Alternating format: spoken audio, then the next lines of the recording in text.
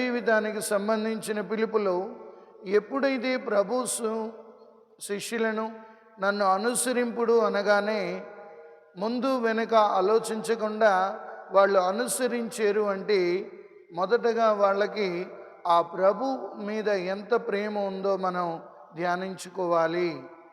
ప్రేమ కలిగిన వాడే అనుసరింపగలుగుతాడు. ప్రేమ లేనప్పుడు ఎవరైనా మనల్ని పిలిస్తే నాకు ఇప్పుడు సమయం లేదు, నేను రాలేను, లేకపోతే నేను బిజీగా ఉన్నాను అంటారు. కానీ ఇక్కడ యేసు ప్రభు మీరు నన్ను అనుసరింపుడు అని పిలవగానే వెంటనే శిష్యులు పడవను వలలను వదిలిపెట్టి ప్రభుని అనుసరించి ఉన్నారు ప్రియులారా.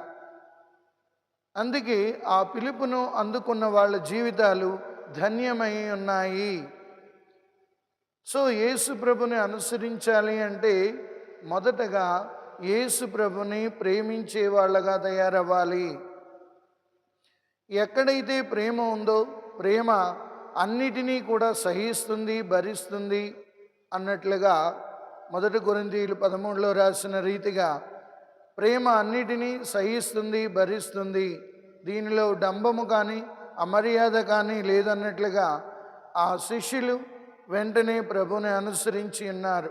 ఈరోజు ప్రభు పిలుపుకి ఎందుకు స్పందించలేకపోతున్నామంటే మనకు ప్రభు మీద ప్రేమ సన్నగిల్లుతుంది.